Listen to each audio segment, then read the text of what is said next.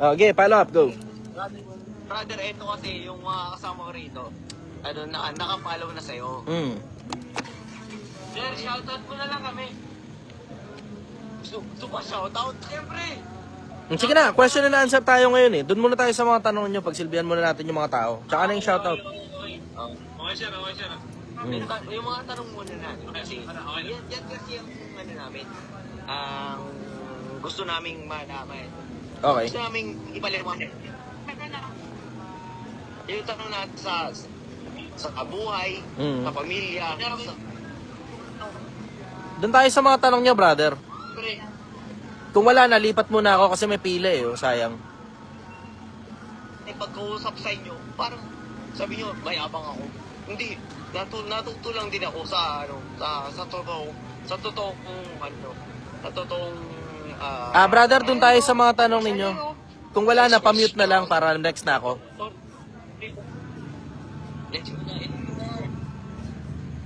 Okay, sige. Next na tayo, Jonathan, go. Tumama na yung long neck. Good evening, brother. Okay, doon tayo sa tanong mo, go. London. Ibig sabihin, sir, kaya London. Dapat ako bang ituloy yung negosyo na halos lahat ng kinikita mo ay napupunta na doon? Hindi, dapat alam mo kung ano nangyayari. Pag hindi mo alam kung ano nangyayari, tigil ka muna sa pagnenegosyo. Kasi ang negosyo kasi may panahunan yan. Tingnan mo, katulad nito. Pansin mo, dito sa Domsa, 6 na buwan na matumal dito, 6 na buwan na paldo. So, ang panahon ng tumal ko rito, mula June hanggang December, matumal dito.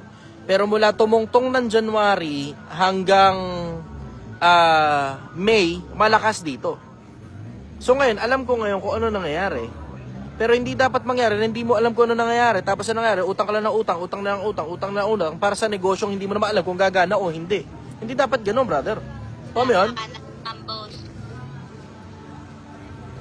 Sir, nawala po kayo, sir. Ay, sorry. Nawala ako. Dali.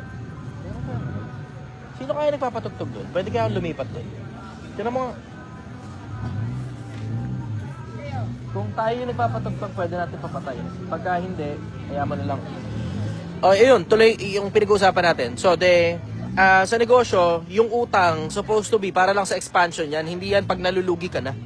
Hindi ganun ang pag-utang sa negosyo. Pagka nalulugi ka, dapat magbawas ka ng gastos na hindi kailangan. Yun ang dapat mangyari. Dapat matuto kang magtipid sa panahong nalulugi ka at sa lahat ng panahon. Pero mag-iipit ka talaga ng sinturon kapag panahong nalulugi ka talaga. Pero hindi magandang idea yung panahon na nalulugi ka, uutang ka pa. Tayo? O sige, pa-cancel mo muna yung tugtog. Lipat na ako sandali. Para medyo malakas na kasi yung internet. Kaya lang ha. So yun, going back to sa pinag-uusapan natin, ang sikreto dyan, dapat kasi alam mo talaga yung merkado eh. Tapos meron ka ng 12 months kahit papano na na nakita mo na yung merkado. Tapos alam mo kung kailan malakas, alam mo rin kung kailan mahina. Ganon dapat yung bagsakan. Hindi dapat mangyari na hindi mo alam kung ano ginagawa mo. Hindi mo alam kung lalakas ba yan o hihina yan o kung ano mangyayari dyan. Basta utang ka lang ng utang, kasal sa bahala na kung ano mangyayari. Hindi ganon. Huwag mo yun, brother. Yes, sir. Sir John, yung sa case ko po kasi, mother ko po medyo separate po kami ng business. Yung sa akin po, sa loob ng school, kay mother ko sa labas. Okay. Ang pagkakalam ko po, sir, gumagana pa po yung business niya, Pino. Ang nangyayari po kasi, Sir Jai, halos lahat ng kinikita niya yung napupunta. Tapos yung sa akin, medyo naapektuhan na po. Ang nangyayari, puro abono ko ng abono. Kaya ang ginagawa ko, Sir Jai, sinasabihan ko siya, itigil na. Pero kung sabi niya, bakit mo ititigil? Kaya namang lugan ang kinikita niya kahit pa konti-konti. So ang nakikita kong sistema, Sir Jai, parang wala na talaga. Senior citizen. Kung nakikita mong wala na, din nasagot mo na yung tanong mo. Nakikita mo na palang wala na eh. Kasi ang negosyo kasi, ito matutunan nyo galing sa akin ha, ang negosyo parang laruan. Parang laruan. Parang laruan. Kapag halimbawa, gumagana yung negosyo o gumagana yung laruan, okay, sige, paglaruan mo. Ayos, ganda. Pero pag nakita mong medyo nagkakaproblema o hindi gumagana, ayusin mo. Pag hindi mo kayang ayusin, paayos mo sa iba. Pag hindi na kayang paayos sa iba, then it's about time na either ibenta mo na sa iba o isarado mo na. Yan na yung panahon para itapon na yung laruan pag sira na o ibenta mo na lang sa iba, baka kaya nila ayusin. O yun? Pero hindi dapat mangyari na tangina, nakasakay ka dyan sa sirang negosyo, tapos lahat na lang ng meron ka, uubusin mo para sa sirang negosyo, benta mo bahay mo, benta mo kotse mo, lahat ng meron ka, benta mo para sa sirang negosyo. Hindi ka gana yan. Hindi ka gana yan, lalo na sa isang industriyang palugi o saturated na. Lalo na tungkol sa pagkain, pagka lugar mo saturated na, tingnan mo, nakita ninyo yung nangyari dun sa Domsa, di ba? Ay, sa Domsa, sa harap ng barangay. Yung harap ng barangay, yung food cart ko dun sa harap ng barangay. Ano nangyari? Nasaturate yung merkado kasi lahat ng tao natikman na yung sinigang na baka eh. E napakaliit na community lang naman ng mga taong nakatira doon kasi halos puro business establishment yung nakapaligid doon. Pagdating ng gabi, halos sarado na halos lahat. So hindi siya residential area. Yung pwesto na yun, business area talaga yun. Pero yung business doon tumatakbo lang mula umaga hanggang bandang alas 6, alas 7 ng gabi. Eh dumarating kami ron mga bandang alas 8 ng gabi pasado hanggang alas 3 ng madaling araw eh. So alam mo, for obvious reason, eventually masasaturate namin yung buong merkado dahil halos wala namang nakatira doon sa harap ng barangay na yun. O, tinan mo, nakita ninyo kung ano ginawa ko? Sinarado ko. Ganun ang pagmamaneho ng negosyo. Pag alam mo nang hindi na gumagana at wala nang pag-asa, isarado mo na. Save your money, brother. Para magkaroon ka pa ng pagkakataon para sa susunod na round 2. Kuha mo yun? Makuha, sir. Thank you very much po. Maraming salamat. Okay. Follow up. Meron pa? Ano po, sir, para Okay, sige. Next muna tayo. Marian, go.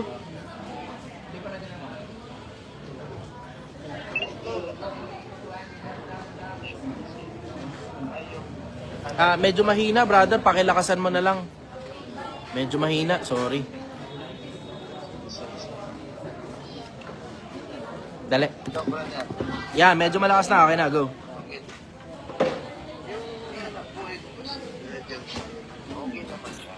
Okay.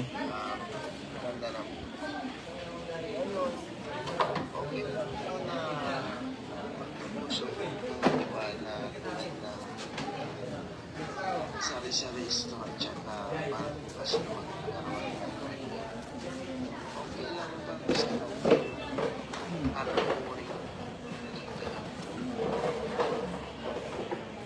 isang panghanap po Ang malamang na mangyayari niyan, mawawala attention mo dyan sa dating negosyo mo. Kasi magda-diversify ka eh.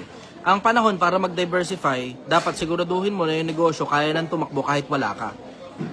So nakita ninyo yung sa akin, 'di ba? Umalis ako, nag-diversify ako ng ginagawa ko sa social media.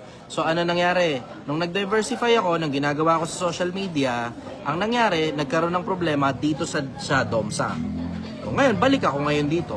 Tapos yung mga lalakbay ko, iaayos ko na lang ngayon para makapag-adapt dun sa pangangailangan ng mismong Project 1M. Pero ang magiging problema mo kasi dyan, brother, kapag ka hindi pa nakaayos yung negosyo at wala ka pang taong nagha-handle ng negosyo, ganda. Pag wala ka pang taong nagha-handle ng negosyo, ang mangyayari niyan, obviously, babagsak yung unang negosyo mo kasi wala kang oras doon dahil binubuo mo pa yung pangalawang negosyo. Hindi yan ang panahon para mag-diversify. Kasi pag tinatanong mo sa akin yan, ibig sabihin, hindi ka pa ready na mag-diversify. Ang ibig sabihin nung kaya mo tinatanong sa akin yan kasi may ginagawa ka pa dun sa negosyo mo ngayon. Dapat bored ka na, tas halos wala ka nang ginagawa, tas mga tao mo na lang nagmamaneho, tas kumukubra kang pera, tapos tinitignan mo kung nagtutugma, hindi nasisira ang merkado. Alam mo yun, yun na lang dapat yung ginagawa mo. Pero kung may ginagawa ka pa ron sa mismong negosyo mo at kailangan mo pang bantayan, tas gagawa ka pa ng isa pang negosyo, babagsak yung unang negosyo mo, brother. Over-diversification ang tawag dyan. Kuha mo yun? Follow up, go. Brother, yung ano naman, anong masasabi mo nun sa anak ng kanyang destiny? Nangyayari talaga yun, brother, kapag hindi mo naturuan ng maayos yung mga anak ninyo. Kaya ka nakasulat sa Biblia, turuan mo ang bata sa daan na dapat niyang lakaran. Pagka siya'y tumanda, hindi niya hihiwalayan. Tignan mo rin kung ano dahilan, ba't tinitiis ka, baka naman hingi ka ng hingi ng pera. Kung hindi ka hingi ng pera, tignan mo rin, baka mamaya kasi hindi mo naturuan ng pagtanaw ng utang na loob yung bata. Dapat yan, every now and then, bumabalik-balik talaga sa yung mga anak mo kasi ikaw na rin ang nagturo sa kanila kung paano tumalo ng utang na loob. At hindi ang ibig sabihin ng utang na loob, eh, kailangan ibigay sa iyo pera nila. Tignan mo kung ano dahilan, bakit galit sa iyo, kung galit man sa iyo. Tignan mo rin kung ano dahilan, kung bakit, alam mo yun, hindi na bumabalik sa iyo. Check mo kung ano dahilan. Doon mo hahanapin, doon ka ngayon magsisimula. Ano ang dahilan, bakit hindi bumabalik sa iyo? Baka hindi ka nakapagturo ng pagbalik sa iyo ng mga anak mo pag nakaalis na sila.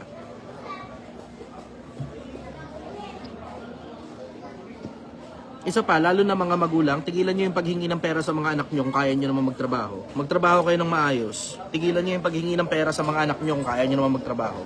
Mga magulang, matuto kayong maging mga magulang. Kayo na una rito sa buhay na to. Kayo dapat ang magturo sa mga anak nyo kung paano mabuhay dito at hindi pinapagtatrabaho nyo yung anak nyo para kayo ang kumakain ng pinaghihirapan nila. Matuto kayo mga magulang. Kung gusto ninyong mahalin kayo ng mga anak ninyo, ang sabi sa Biblia, mahalin ng magulang. Pero walang sinabi sa Biblia, sustentuhan mo magulang mo. Wala ka mababasa nun. Ang mababasa mo, kakontra niyan. Narito, ako'y handang pumarian sa inyo at hindi nararapat na ipaghanda ng mga anak ang mga magulang. Kundi ang nararapat ipaghanda ng mga magulang ang mga anak. Ang may obligasyong magpamana, yung mga magulang papunta sa anak, hindi yung anak papunta sa magulang. Ang sikreto, yung mga anak ninyo, turuan yung maghanap buhay at kayo dapat mismo may hanap buhay kayo.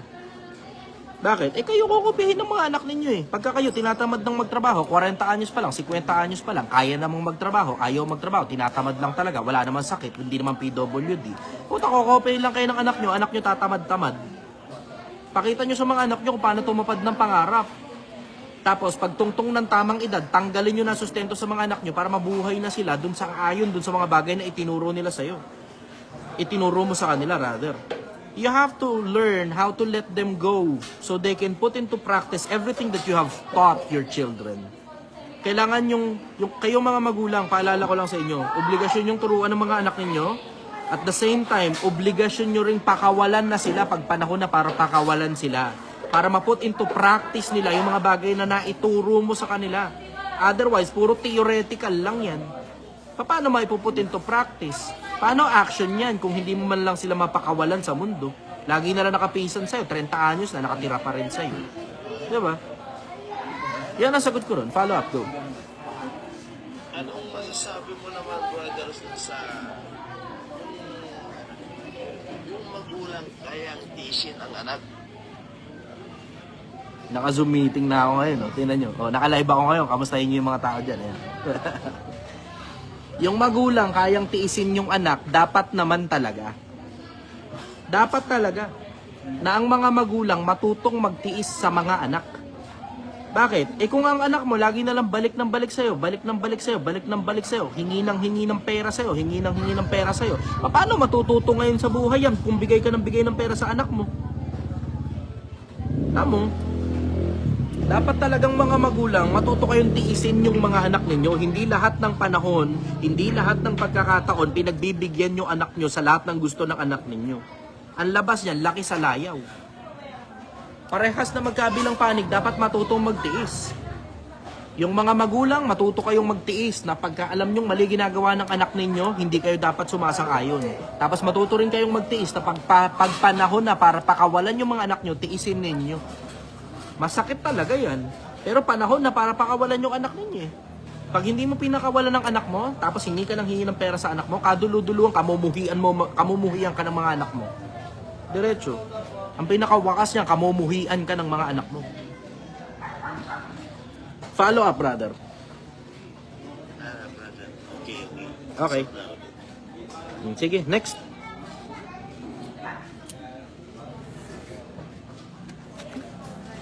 Next na, go. Unmute na lang, diretso. So, wala ko nakikita mga naka-raise hands eh. Sel, go. Boss, tatanong ko lang kung dapat bang katakutan ang pagdami ng negosyo? Dapat katakutan ng alin? Pagdami ng negosyo. Pagdami? Ano yun? Yung ikaw may negosyo ka, tapos dinamihan mo negosyo mo, ganun? Lumalago ba kung kumbaga lumalago? Ganto, hindi dapat mangyari ang konsepto ng takot na yan eh. Bakit? Kasi ikaw naman ang masusunod kung pararamihin mo ang negosyo mo o palalaguin mo ang negosyo mo. Ikaw ang masusunod dun. Hindi dapat pumasok yung konsepto ng takot. Ang dapat mangyari, unang target mo, stability. Dapat stable muna. Ngayon, saan papasok yung konsepto ng takot kung stable ang negosyo mo? Kung magda-diversify ka naman, kung magda-diversify ka o mag-e-expand ka dahil stable yung negosyo mo, walang dahilan dun para pumasok ang takot. Ang dapat unang tinatarget nyo, stability. Hindi paglago ng negosyo na pararamihin nyo branches ninyo o lalakihin ninyo yung opisina ninyo o magda-diversify kayo papunta sa ibang negosyo na yung negosyo mo hindi pa nga maayos. Diba? Pagka pinalawak mo ang negosyo mo ng punong-puno ng problema, pati yung problema lalawak. Ayusin nyo muna lahat ng mga problema at kailangan stable muna ang negosyo. Pag matibay ang negosyo, tingnan mo, kahit anong expansion mo, wala kang problema, lalo na kung dahan-dahan lang. Follow up, go. Kasi boss, yung isang kaibigan ko may-ari ng mga apartments.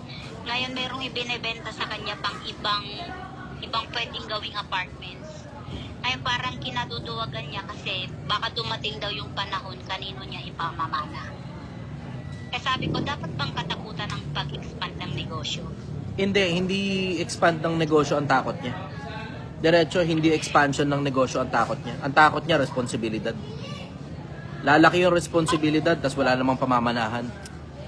Yun ang takot nun. Responsibilidad. At saka yung pagiging finite niya bilang tao, alam niya mamamatay siya. Kasi hindi mo naman iisipin yan tungkol sa konsepto ng pamana na yan kung alam mo mabubuhay ka ng walang hanggan eh.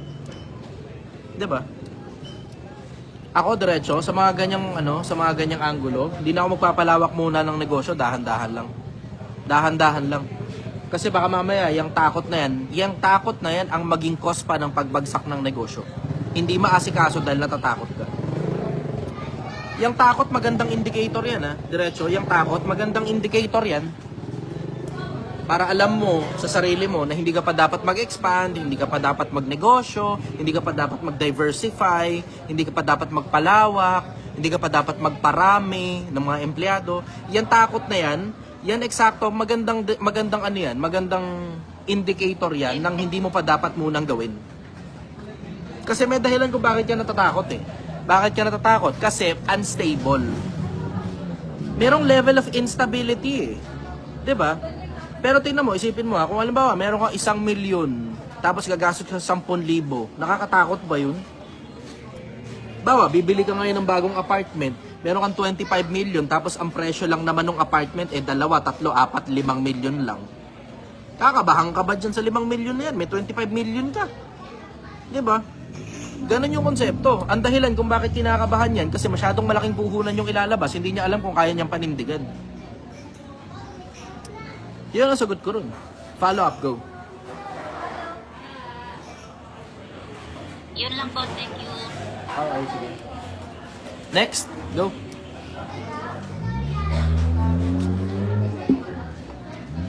Sir John, may tanong din po ko sa business din po. Sige. Bali, dahil naging high-end po at limited market po yung brand ko, yung negosyo po, paano nyo po tinitingnan ang dual brand strategy? Kumbaga po, magbubuo ako ng isang brand, same na industry po, pero mas affordable para may regular sales at revenue. Dapat kasi, ito ang tip ko sa inyo, hindi ito advice, tip ito. Tip. Kasi there's so many ways to skin a cat. Sobrang daming paraan para atakihin yung usapan na yan. Kailangan mo talaga kasi ng regular streamline ng revenue muna. Yun muna umpisa. Dapat tuloy-tuloy muna na may pumapasok bago kayo high-end, high-end. Kasi pag nag-high-end ka, alam mo mahal din ang puhunan yan. O ito problema, pag hindi masyadong nabibili yung high-end mo, nga, laki nga ng tubo. Pero kailangan mo munang mamuhunan ng malaki sa umpisa, tapos kailangan mo munang mag-antay para dumating sa iyo ang merkado, tapos kailangan mo munang tiisin yung katuyuan sa umpisa nang hindi mo naman alam kung papaldo ka. Yun ang problema sa mga high-end. Ngayon, halos lahat gusto high-end, high-end, high-end, high-end. Una munang, alam mo, unahin nyo muna low-end. Doon papasok yung tuloy-tuloy na streamline ng pera. Pagpasok ngayon ng pera, tuloy-tuloy na pumapasok ngayon sa iyo yung pera, wala kayong problema sa pambayad ng bills. As long as nababayaran yung bills, ganun lang naman sa negosyo eh. As long as nababayaran yung bills, wala kang problema. Kahit hindi ka pa kumikita, wala ka pang masyadong malaking, alam mo yun, tinutubo. Basta as long as nababayaran yung bills, wala kang problema, upload ka. Huwag mo lang sasamahan ng kapritsyo. Yun ang punto ro, huwag mo lang sasamahan ng kapritsyo. Kasi walang amount ng alam mo, tinan mo, isipin mo yung konsepto na yung yung mga regular na bayarin mo na yan eh. Constant bills, constant billing na yan eh. Yung renta mo, yung ilaw mo, tubig mo, pagkain mo, kaya mong kalkulahin yan. Konting luho mo, konti lang naman, kaya mong pagkasyain ng pera mo dyan. Yung mga yan, constant yan. Wala kang problema. Regular variables mo yan na alam mong buwan-buwan talaga na pinaghahandaan mo at alam mo eksakto kung magkano lang yan. Pero pag sinaksakan mo ng kapritsyo yung sistema mo, dun na ngayon magiging unstable dahil di mo naman alam kung magkano ba talaga yung kapritsyo na yan eh. Brother, there's just no enough money para sustenihan ang kapritsyo ng mga tao sa buong mundo. Sabi nga ng World Health Organization, as a rule, the world is enough for man's needs, never for man's greed. Kung nakakabayad ka ng bills mo gamit yung high-end na brand, I don't think magkakaroon ka pa ng problema. Kapag nagsimula ka na sa high-end at nakakabayad ka na ng bills mo, tuloy mo na yan. Ang problema, kapag ka nagsimula ka sa high-end, gagawa ka pa ng low-end, ang mangyayari, ma-over-diversify ka kapag ka hindi kumikita yung high-end mo, hindi rin kumikita yung low-end mo, durug ka ngayon. Kuha mo yun, brother. Opo. Kasi totoo po yan, wala rin po ng focus na pag sa creative post na side. Ayun, thank you sir yan. Ang hindi mo gustong mangyari, lalo na nasa creative industry ka, nakita ko maganda yung jeans na ginagawa mo eh. Actually, suot ko nga rito yung isa eh. Oh. Ito yung isang binigay mo sa akin eh. Ngayon, ang trouble mo sa industriya kung saan ka nandun, yung market in general sa Pilipinas, medyo hilaw pa para sa ganyan. Yung mga damit na gawa sa chains, hilaw pa ang Pilipinas para sa ganyang market eh. So alam mong puro high-end talaga yan. Ngayon, pwede kang gumawa ng low-end. Ang problema mo lang kapag ka na burnout ka. Pag na burnout ka, creative juices mo mawawala. Ingatan mo lang sarili mo kasi yung ginagawa mo, nasa fashion industry ka, kailangan mo creative juices dyan. Dapat dyan naka-play mode ka, hindi pwede naka-survival mode ka dyan. Pag nag-survival mode ka dyan, tinan mo, creative juices mo durog. Tapos halos di ka makakabenta dahil kapapangit ng mga gawa mo. Kuha mo yun? Totoo po sir, dyan yung po yung na-experience ko. Yan, dali. Kita mo. Salamat po. Nararamdaman mo na ngayon. Ang creative juices, nasaan yan? Nasa play mode yan. Wala yan sa scarcity mode. May mga iba, syempre, obviously, to each his own.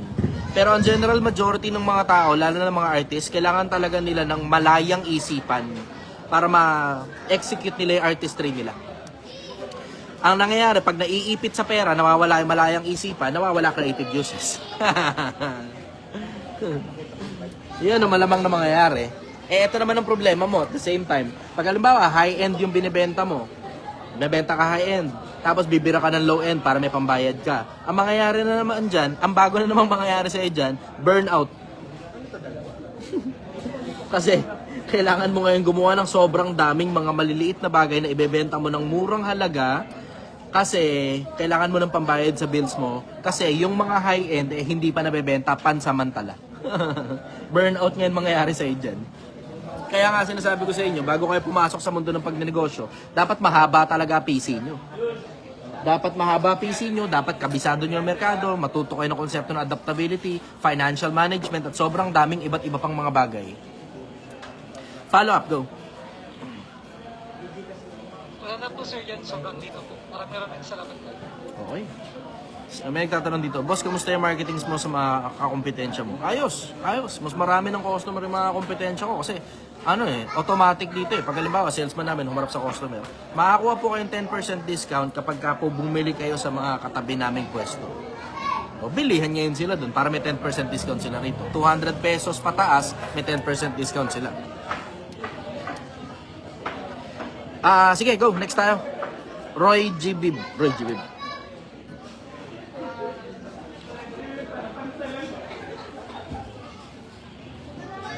Unmute muna, brother. Nakamute ka.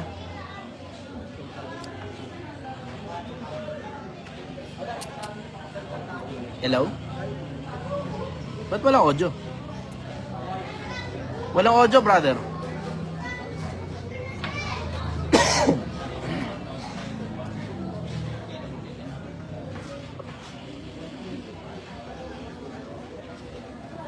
Hello, Roy G. Babe, walang audio.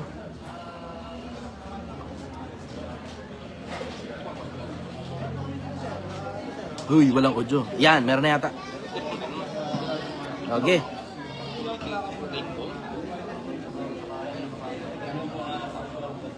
Yeah, brother, tuloy. Okay na, okay na. Okay na? Ayos na. Sorry, naka-bluetooth pala. Nakikinig ka. Kaya pala. Okay, naka-bluetooth. Naka-bluetooth kasi nakikinig ako eh. Talagang sobrang nag-enjoy ako, brother. Eto, gusto ko lang itanong sa point of view mo. Kasi lahat naman tayo na nandito sa Philippines, tulungan, nandito tayo. Brother, ano ang point of view mo about the definition of success? Yun na yun. Okay. Definition ng success para sa akin pag tinatanggap ako ng Diyos sa kabilang buhay.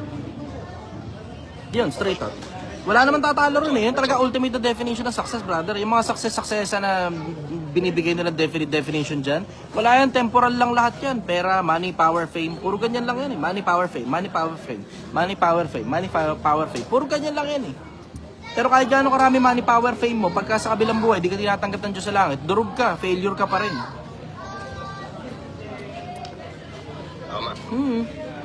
Wala ka makahanap na mas ultimate pa dyan sa sa buong parang sa internet nga yata ng Pilipinas bukod sa mga religious leaders. Ako lang yung kaisa-isang vlogger na nagsasabi na ganyan ang definition ng success eh. Kasi yung mga iba, yung putang ina successan nila, wala, lahat sila nagsisipagpanggap na sobrang daming pera. Pero pag chinek mo naman talaga sila, putang ina sobrang dami mo talagang pera? Talaga ba? Mas marami pa pera mo kaysa sa Egyptian Empire? Talaga ba? Mas marami pa pera mo kaysa sa Roman Empire? Talaga ba? Mas marami pa pera mo kaysa sa Persian Empire?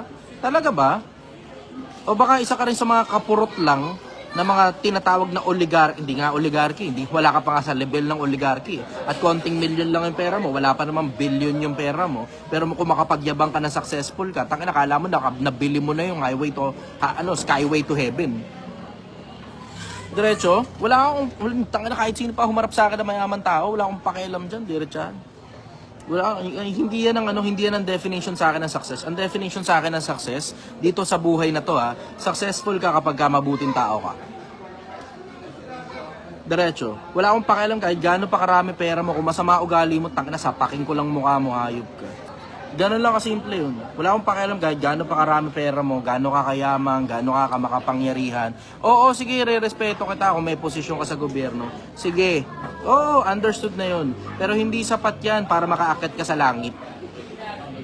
Sige, artista ka. Oo, re-respeto kita. Bakit? Di mo naman ako binabasos eh. So, hindi rin kita babasusin pabalik. Ganun lang yun. Re-respeto kita bilang tao, may respeto ka sa akin, may respeto rin ako sa'yo, hindi kita babasusin. Pero hindi sapat yan para magkaroon ka ng highway papunta sa langit. Manapa, yung itsura ng tatlo na yan, yung mga, lalo na yung mga yayabang-yabang sa social media, money, power, fame, yan yung yayabang-yabang sa social media, puta yan ang itsura ng expressway papuntang impyerno. Hindi lang halata. Kasi masyadong mabulaklak yung itsura eh. Diba? Masyadong matingkad yung itsura. Hindi lang halata, pero yan ang itsura ng highway to hell. Kahapon nga eh, hirap na lang magsalita eh, pero kahapon may kausap akong importanteng tao. Sobrang importanteng tao nung kausap ko kahapon. Tapos siya na rin nagkikwento sa akin tungkol dun sa mga nasa ibabaw na alam ko na rin naman, wala namang bago. Tapos siya rin, burnout na rin sa konsepto ng paggawa ng pera. Burnout na rin siya, ang dami-dami niyang pera. Tapos burnout na siya sa konsepto ng paggawa ng pera.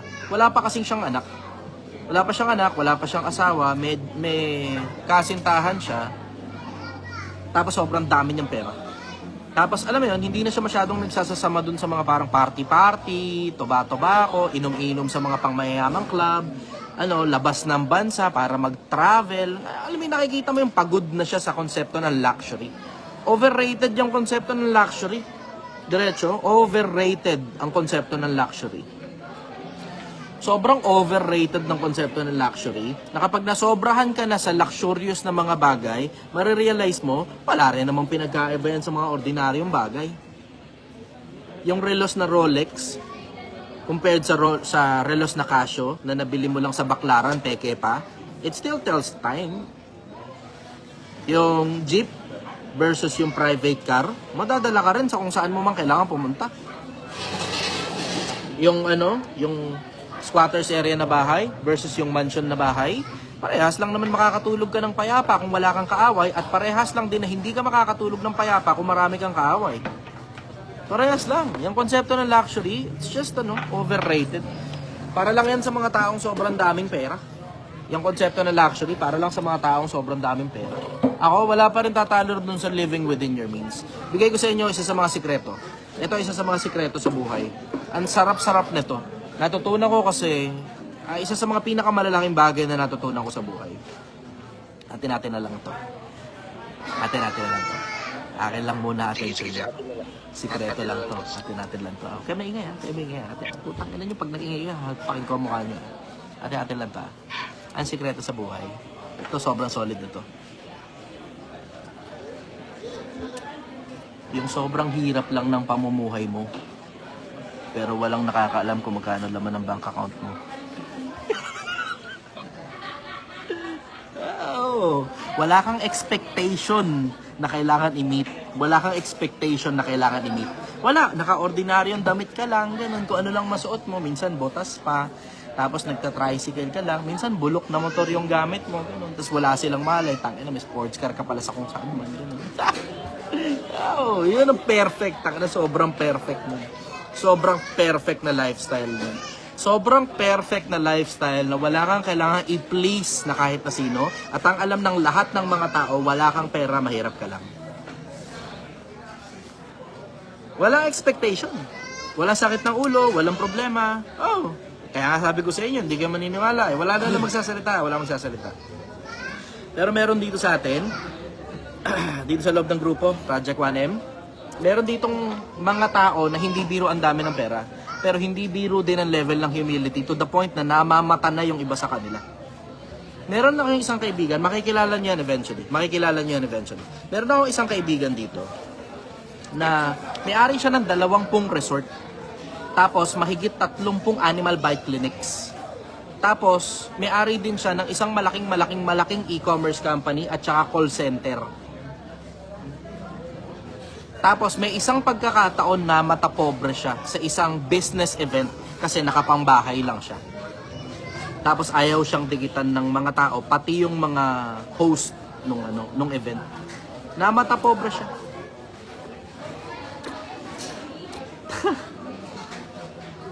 Tapos nung nalaman nung mga host nung event kung sino tong tao na to, tangina kumahog sila para lang gumawa ng paraan para makapagpalakas.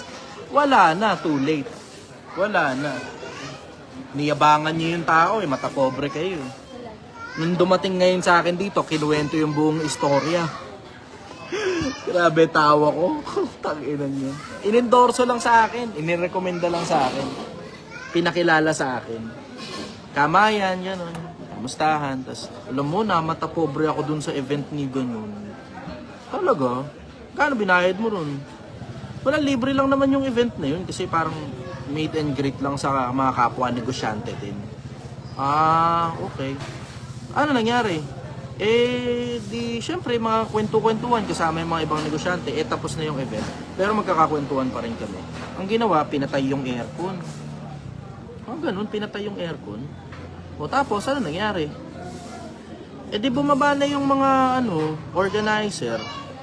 Tapos, bago sila bumaba, yung iba inaya para kumain sa labas. Tapos, nung tinanong ko, saan kayo kakain? Wala, dyan lang. Sabing ganun. Wala, dyan lang.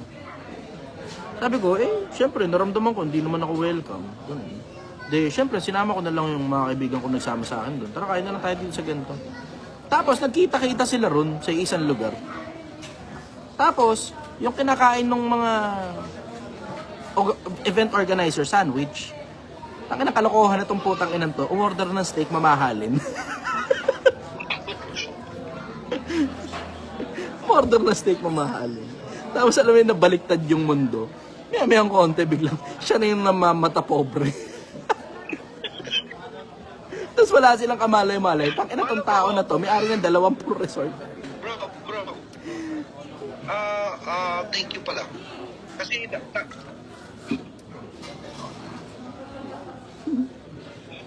thank you bro. Kasi dati sa precise na vision ko dati, ang success is ganun lang.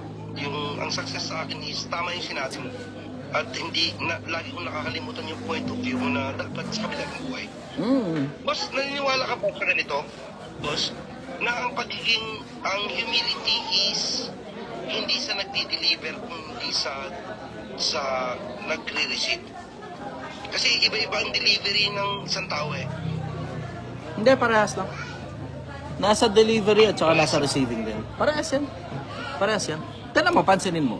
So, nakikita nyo sa internet kung sino yung mga mayayabang na tao, diba? Yung mga business guru ko, no? Blah, blah, shit. Yeah. Nakikita nyo kung sino-sino yung mga mayayabang na tao sa internet, eh. Tignan mo, paglipas ng panahon, nakikita mo, bumabagsak din. Samantalang sila yung giving. Hindi sila yung receiving. No. Wala eh. Alam mo, ultimately, masasabi ko lang dyan, katulad ng sabi ni Solomon, ang wakas ng kapalaluan ay kahihiyan. Ang dulo ng kayabangan, pagkapahiya. Ang dulo ng kayabangan, pagkapahiya. Nabasa ko to. Na-distract ako rito. Searchy, ikaw yata yung tinutukoy mo eh. Haha. Hindi ako yun. Hindi. Wala po akong kahit na ano. Mahirap lang ako. Mahirap lang ako. Ako yung isang ordinaryong taong bayan. May isang pagkakataon nga na matapobre ako eh. Dito sa Resorts World, kung nakita nyo na yun, may isang pagkakataon na matapobre ako dyan. Na upo lang ako dun sa isa sa mga fine dining restaurants. Meron silang ano rin eh, parang alfresco. Tapos yung suot ko, wala, ordinary lang. Tapos naka-apron ako. Tapos, upo ako dun sa fine dining, dun sa labas, alfresco. Tapos, pag tingin ko ron sa loob, kasi yung loob kasi glass eh. Pang mayayaman yung restaurant eh. Hirap na lang magpangalan, pero nakita nyo naman yun. Ano nangyari? Itong restaurant na to, wala, ordinary lang suot ko. Labas ngayon yung parang, hindi ko alam, supervisor siguro nila. Naka-civilian eh, naka-dress, ang ganda. Bumababa ng hagdan, tapos makikita mo siya mula ron sa glass na window. So bumababa siya ng hagdan. Tapos lumingon sa akin, nginitian ko rin pabalik. Sabi ko, chicks? Sabi ko sa isip ko. Wala akong jowa eh. Tapos, may konti, lumabas yung waitress. Paglabas ng waitress, pinapa-order kami. Kasi pilitan. Tapos kung hindi daw kami o-order, para lang daw dun sa restaurant lang daw na yun yung upuan na yun. Sabi ko, order naman po kami. Inaantay lang po. Kasi may parating pa ako ng isa pang tropa nun eh. Wala namang tao sa paligid. Walang tao eh. As in, completely empty yung lugar. Wala talagang tao sa paligid. Walang customer. Hindi tao. Walang customer. Walang customer sa paligid. Tapos, pinaalis ako, nalumbay ako. Kasi ang inaantay ko nun, sobrang importanteng tao. Isa sa mga pinakakilalang chef sa buong Pilipinas eh. Oo. Nalungkot ako. Nakita niyo yun kung sa mga nakasubaybay sa akin. Isa sa actually, I will say, siya ang pinakakilalang chef sa buong Pilipinas. Kung hindi ako nagkakamali, siya ang number 1 sa buong Pilipinas. Celebrity chef ito. Number 1 siya sa buong Pilipinas. Sa lahat ng pinakasikat na celebrity chef sa buong Pilipinas, matanda na ito. Kilala niyo naman siguro kung sino yun. Pinakamatandang, kilalang sikat na chef sa buong Pilipinas. Kasi ang dami niyang TV shows eh. So siya yung inaantay ko. Tapos ang kasama ko pa noon, yung aking kaibigan na galing ng Japan, alam mo yun, empleyado lang naman siya. Pero nasa kalahating milyon yung sweldo niya kada buwan. Tapos alam mo yun, pinaalis kami, ang sama ng loob ko. Ayan nakita nila, sabi ni Kuya Sen, oo, kita ko yun. Ayan, Patrick din, napanood ko yan. Ayan yung pinaalis ka, brother, sabi ni Rodney. Napanood nila yun. Tapos ito, hindi ko nakwento kung ano nangyari pagkatapos nun. Hindi ko maalala kung nakwento ko ba sa internet o hindi. Pumunta kami sa Wolfgang. Tapos pagpunta namin sa Wolfgang, doon tinanggap kami. Open arms pa, nakakatuwa. Alam mo yung sobrang welcome na welcome. Tapos, pagpasok namin ngayon sa Wolfgang, syempre umorder kami. Diba? Tapos, nung umorder kami, ang bill namin nasa mga parang 15 mil yata. Ito pa nakakatawa. Nakita nung isa, sabi ni David Matthew, no, siya nagsabi kung sino yung kausap ko. Sabi niya, Chef Boy Logro. Chef Boy Logro talaga ako. Wala naman Ina, namata pobre ako. Namata pobre. Pinaalis ako. Ang sama ng loob ko. Tapos, ito ngayon na nangyari. Then, nilabas ko ngayon sa internet. Tapos, siyempre, inunawa ko na lang. Kasi sabi ko sa isip ko, baka ako mahal lang ako yung binabayaran nila na renta. Kaya, siyempre, maintindihan mo naman sa mga hindi pa o-order temporarily, ay, alis muna. Naintindihan ko na yun, understood na yun. Kasi, siyempre, nag-negosyo din naman ako.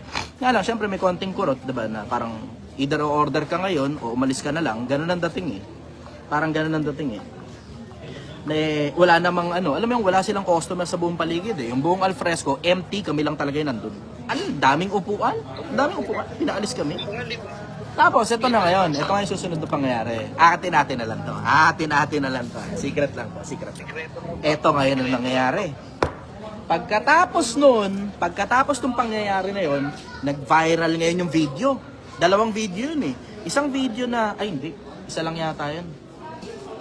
Oo, yun yata dun sa restaurant na yun. Tapos parang hindi ko maalala kung nailabas ko pa as video yung Wolfgang nung kumain kami sa Wolfgang Hindi ko maalala kung nailabas ko na video yun Ito nga mo sumunod na nangyari. Alam nyo ba, atin-atin na lang to Wala maglalabas ito sa mga nandito sa internet, mamunan chapin to. Atin-atin na lang to. Yung consultant nung restaurant na yun, tangina personal kong kakilala. Personal ko palang kakilala. From a very long time ago, nagkita kami minsang panahon sa Davao. At siya, director ng sales and marketing ng isa sa mga pinakamalalaking hotel sa Davao. At tropa kami. Sabi ko, yung mga staff mo, minatapobre ako. Mga crew mo, pinalis ako. Hindi, Chess, akong bahala sa'yo, babawi kami. Magkita tayo. Sabi ko, sige, okay, saan tayo magkikita? BGC. Okay, sige, BGC. Merong isang bagong steakhouse dun sa BGC. Sobrang bago na tong steakhouse na to, parang ilang months pa lang nag-ooperate. Tapos, sobrang mahal ng mga binibenta nilang steaks. Tapos, order sila. Sila na umorder. Sabi ko, kayo na po umorder. Okay lang po. Sabi ko gano'n. Kayo na umorder. Okay lang po. Order sila. Order ng isang tomahawk, 15,000. Tapos order ng isa pang steak. Tapos isa pang steak. Tapos pagdating ng bill, ang bill nasa 23,000. Sabi ko, ako may pakiramdam ako, papadelete sa akin video na to. Hindi nyo mapapadelete sa akin yung video. Ako nagbayad ng bill.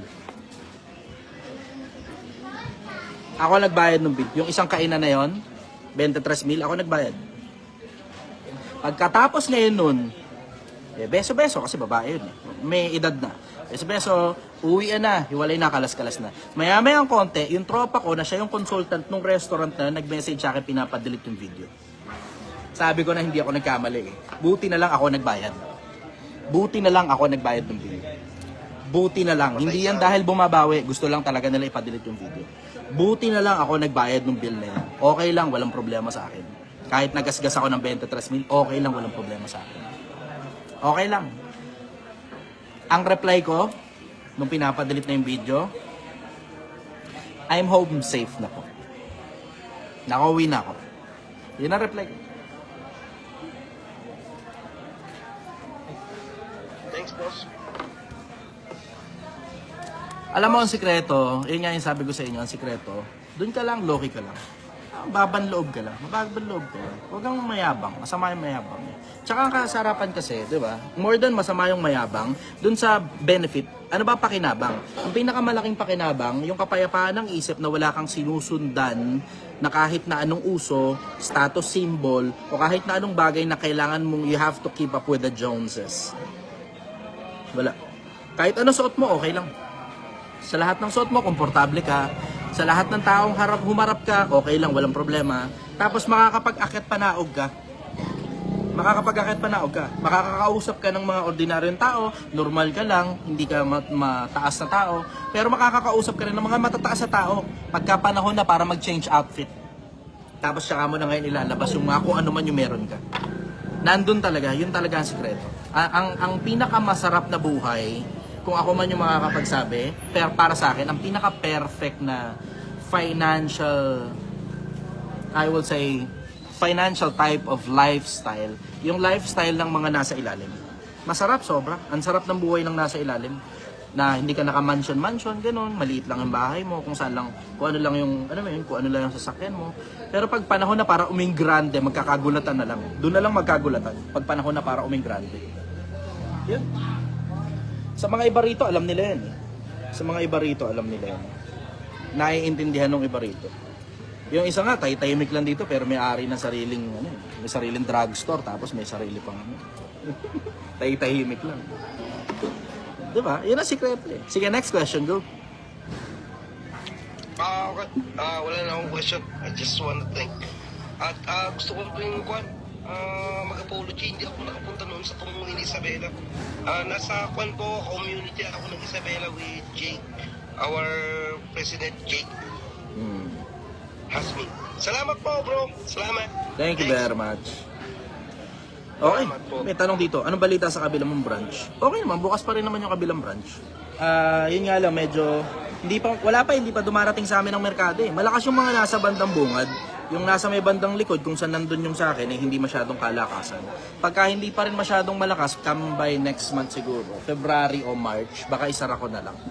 Kasi, syempre, alam mo yun, babayad na renta, ganun, bayad na empleyado.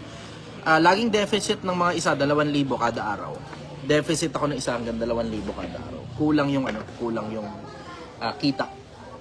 So yun, next question. Last question na siguro? O baka last two siguro? Okay, go Ursula, go. Yung tanong ko lang ko din. Anong pinagkaiba ng yaman sa pag-unlad?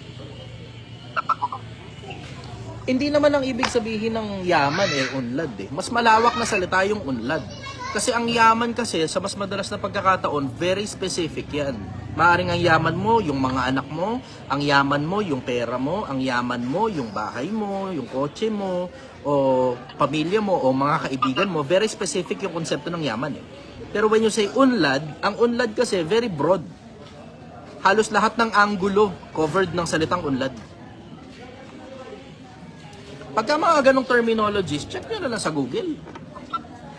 Mga ganon, check nyo lang sa Google. Kuha mo lang, brother. Okay po, boss. Okay. Follow up. Mafi, go. Bossing, paano kapag ugali kasi ako na kapag hindi ko nasundo ng ugali, I don't talk to them anymore. Kaya lang, parang hindi siya applicable para sa lahat ng tao, lalo na sa mga taong nasa ibabaw. How would you, in a way, makondisyon yung sarili mo na hindi ka mga plastic? You just have to do what you have to do. Diba? Kasi kahit pa sabihin mong katulad ko, halimbawa, retired na, diba? And my definition of retirement is hindi mo na ako mapapagawa ng mga bagay na hindi ko gusto, maliban na lang, kailangan kong gawin yung mga bagay na hindi ko gusto na halos hindi naman na masyadong marami yung gano'n. Pero, generally, ang masasabi ko lang, you just have to do what you have to do. Kailangan mong kalyuhan yung utak mo. Kasi sa buhay in general, meron ka talagang bagay na kailangan gawin dahil kailangan mong gawin yun at hindi dahil gusto mo.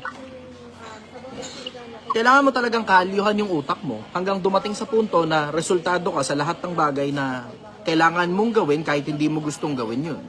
Tapos pagka yung resulta mo nagkakapatong-patong na, halos hindi mo na rin iindahin yun eh. Tapos pwede mo nang i-diversify na ibang tao na lang ang makipag-usap on your behalf. I-delegate pala, hindi diversify. I-delegate. Pwede mo nang i-delegate na ibang tao na lang ang makipag-usap on your behalf. Pag resultado ka na. Pero magagawa mo lang yun pag nakain mo na muna yung shit. Diba? Tapos kabisado mo na kung ano lasa yung shit na yan. Tapos kabisado mo na kung paano lahat ng texture niyang kaputang inahan na yan. Hanggang kumalyo na utak mo dahil kabisado mo na. At natitiis mo na. At halos hindi ka na tinatablan. Na parang invincible na ang dating mo doon sa anggulo ng buhay mo na yon. Tapos pag nagkapatong-patong ang resulta, pwede mo na ngayon i-delegate. Kami yun?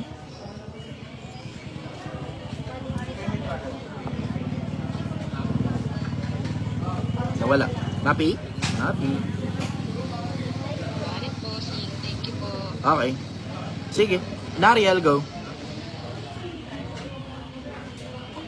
Sir, tanong ko lang po kung kumikita na po ba kayo sa page niyo?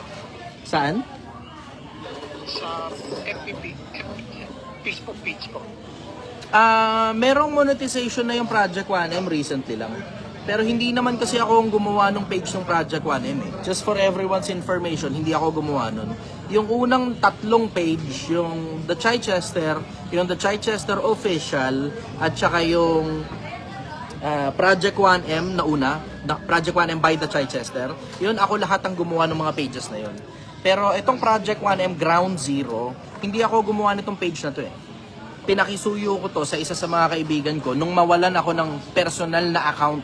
Kasi yung personal na account ko nadali. Eh yun yung admin nung 3 pages na yun.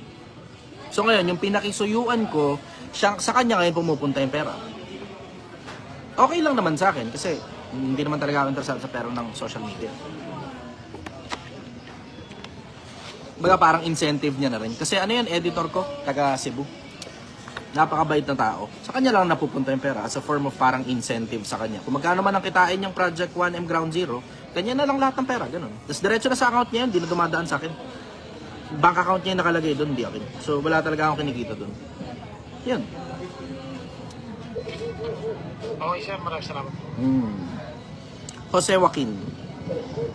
Kisan. Yeah, dududin mo yan. Hindi pa. Yan. Okay. Tulog pa ako. Yan, session na po. Lapit ka konti, brother. Medyo, Business kasi ano, lang po. medyo mahina. Yan. Business ko kasi siya, motor shop. 3 branch din. Content creator. And then, Facebook. Doon ako sa Facebook nag-ano rin. Nagkaroon ng marketing ano po. Motor shop ako. Ngayon, tanong kayo, sir, saan ba kayo yung ano nyo, yung kita nyo, saan ba kayo kumikita nakafocus sa business o sa content creator? May sarili akong hanap buhay, brother. Itong content creation, trip-trip lang to. Trip-trip lang to. Ano isip mo, dito ako kumikita sa social media. Oo, maras Puta, kakasabi ko nga lang na yung Project 1M, hindi naman sa akin napupunta ang pera. Oo. Trip-trip lang to social media. Ako, retirado na ako. Okay na ako sa buhay. Solve na ako. Oo nga. Pero marami kayong na ano. Tulad ko rin, nagalit ako sa business, pero bilang ako, Ang kita talaga ng social media, gusto mo diretso, ang kita ng social media kapag ipopromote mo yung hanap buhay mo o may ipopromote kang hanap buhay ng iba, babayaran ka. Sa sarili mong hanap buhay, yung profit mo sa hanap buhay mo, yun ngayon yung kikitain mo. Pero yung social media in general, halos wala ng pera sa social media, maliban na lang kaliwat ka ng viral ka o YouTube ka. Nasa YouTube ang pera kung talagang vlogger ka talaga. Nasa YouTube ang pera, pero Facebook, okay lang ina. Tangina, kinikita, tinan mo yung Project 1M Ground Zero, may viral yung mga contents, pero ang kita lang dyan, siguro nasa, wala, 10,000 lang isang buwan, ganun. 10,000 lang. Malaki na 12 kada buwan. Maliit lang talaga. Halos walang pera na sa sa Meta, sa social media, Facebook, wala ng pera diyan. Kung gusto niyo ng pera sa social media, hindi sa pagko-content ang pera. Ang pera nasa pagnenegosyo o magpo-promote ka ng negosyo ng iba. Wala nang pera sa social media. Kaya kung mapapansin niyo, yung mga dating mga malalaking content creators tumigil na nakaka-content. Tigil sila nakaka-content kasi wala na monetization eh. Yung iba sa kanila, umaasa lang naman sa monetization eh.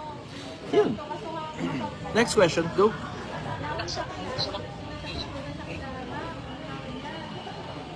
Ilan na tayo? Bo, 60 na tayo, brother. Suabe. Okay, go. Tuloy. Ah. Okay. Wala akong plano gumawa ng sarili. Ano na?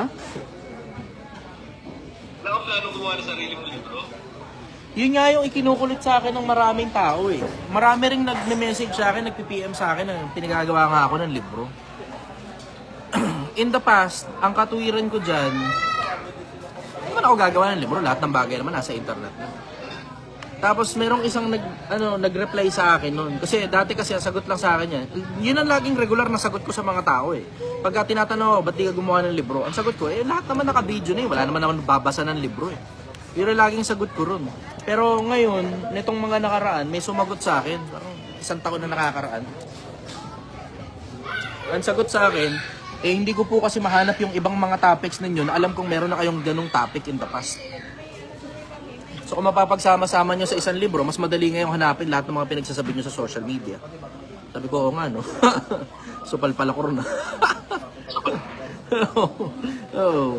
Hindi ko, meron na akong, actually may iniisip nga ako, na, meron na akong draft, pero hindi pa siya buo. Konti pa lang, as in, siguro, I would say, wala pa sa 2% ng actual na libro. Draft pa lang yun tungkol sa isang specific na topic. Pero marami akong nasa isip Gusto ko talagang gumawa na ngayon. Nasa isip ko na rin na gumawa ng libro. Kung meron nga lang kung meron nga lang magi-sponsor na publishing company, kung gagawa man ako ng libro, pamimigay ko na lang yun, libre lang Hindi naman na kailangan kumita, lahat na ng bagay, kailangan pagkakitaan. Diba? Kung meron lang publishing company, kausapin ko to si Mix Jose. Tingnan natin kung makakagawa ako ng transaction sa kanya. Kasi yung pamilya nila may publishing company. Si Mix Jose, yung nakikita ninyo sa social media. May publishing company sila. Siya nga yung naglimbag ng libro ni Josh Mojica.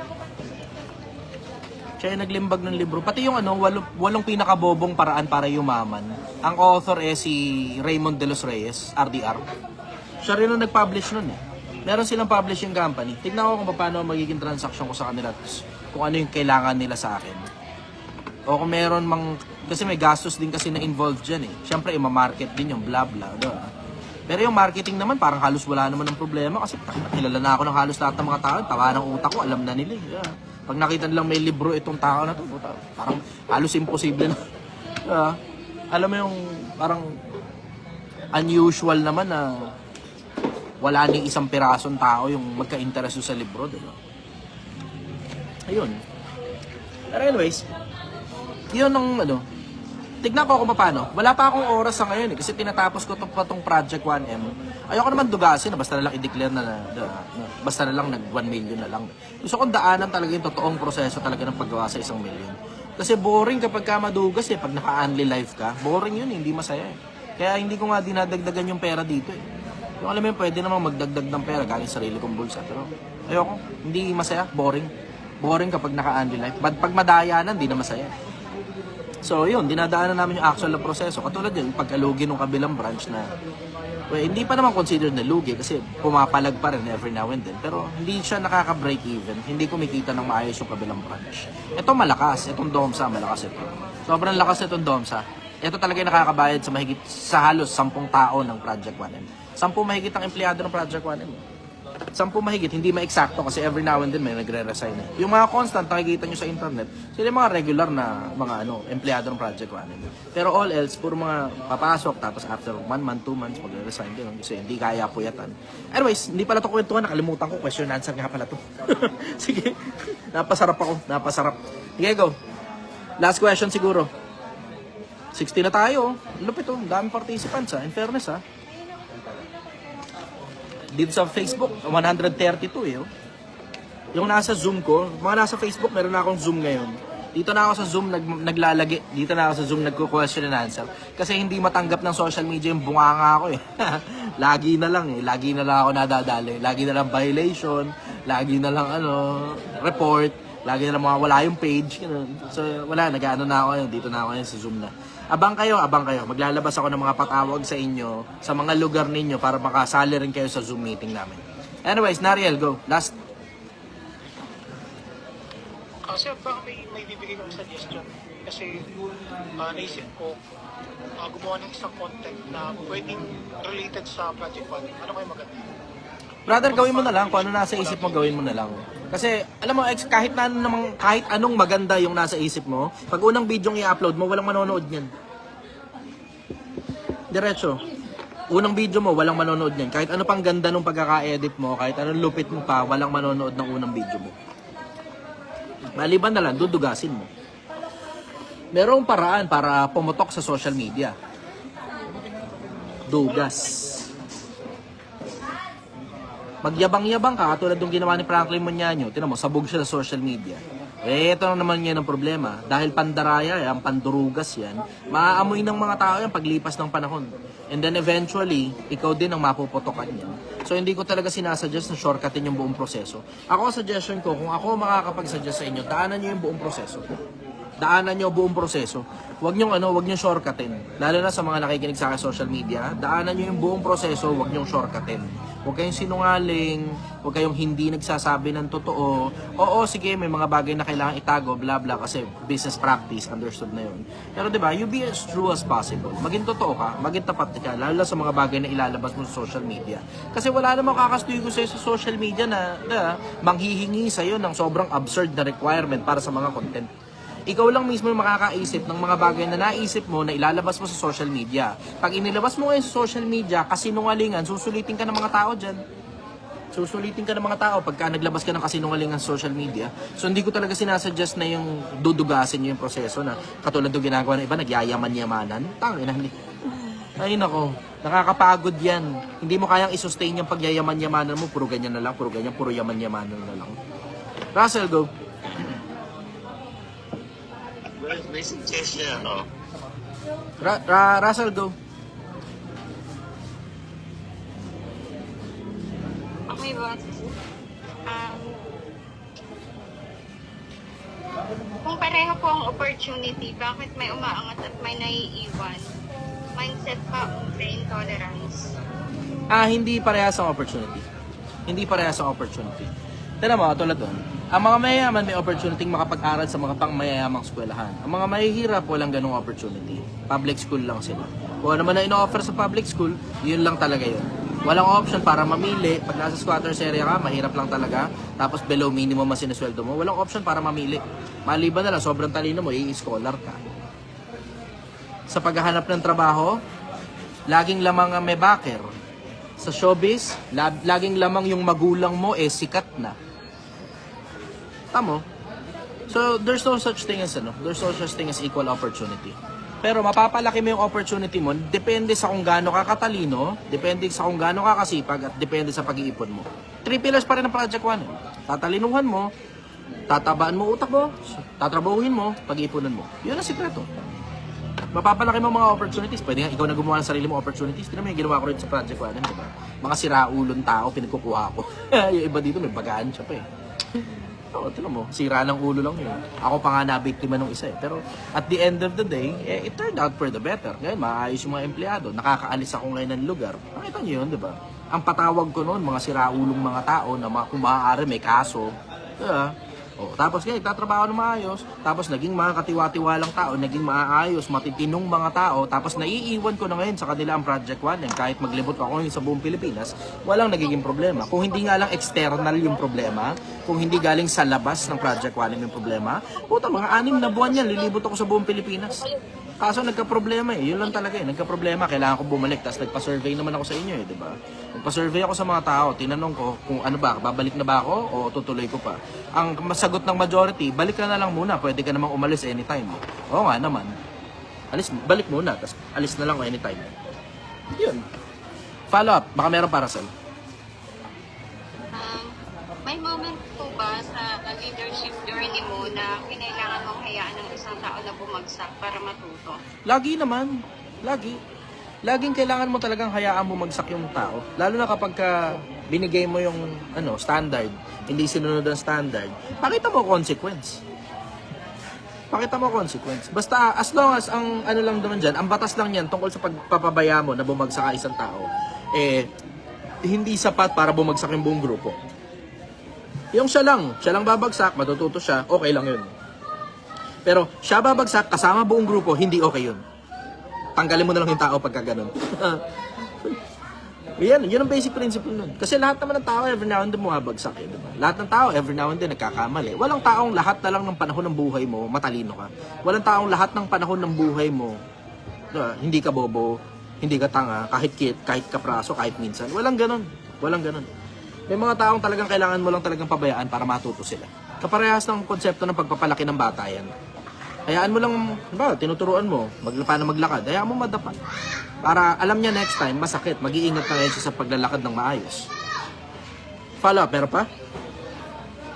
Bilang leader, hanggang saan acceptable na gamitin ang pressure para mag-perform ang isang team? hanggang dun sa malapit na sa breaking point.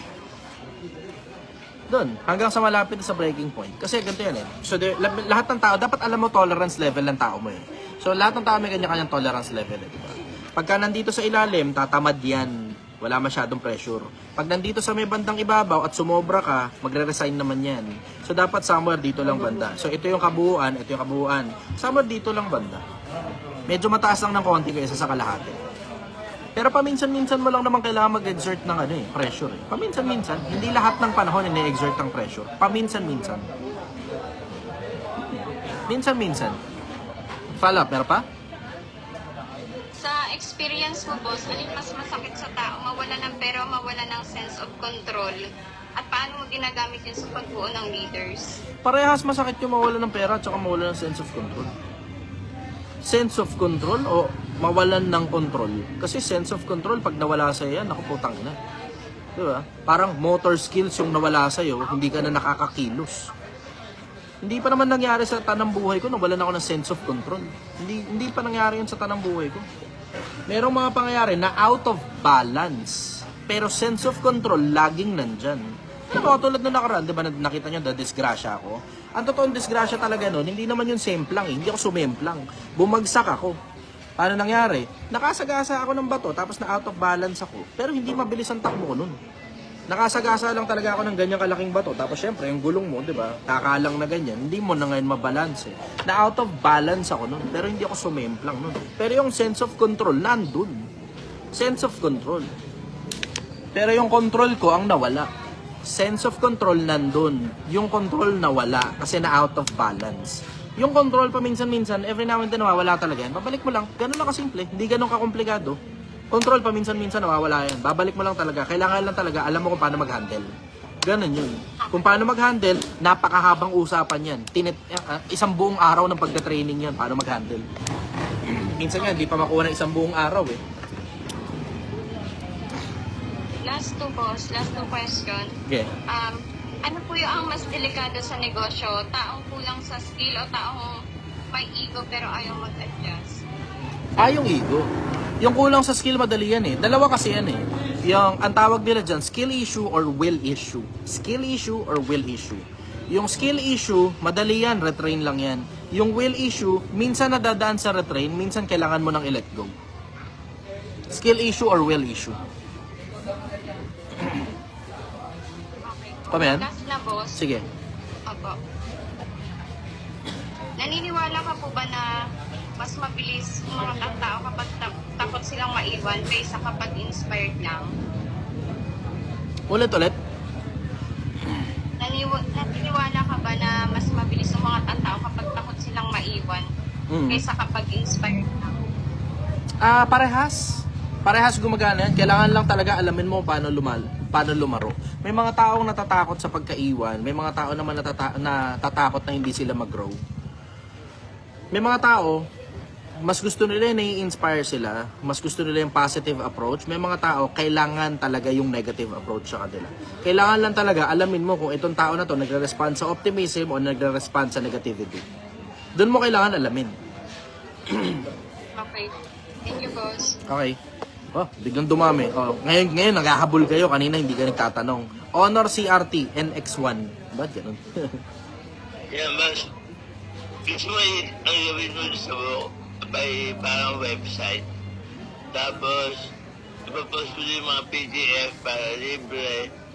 Then yung website mo, andun yung ibang mga contents mo.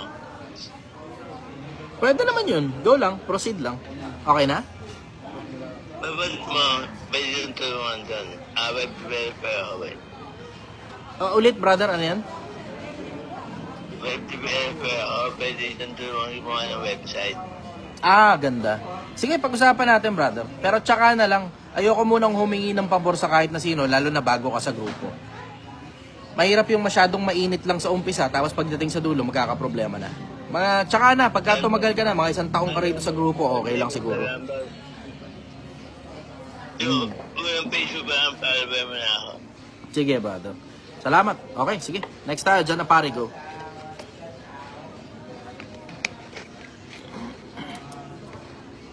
Last two na to siguro. Baka hindi tayo matapos. Dyan na pare Cagayan, go.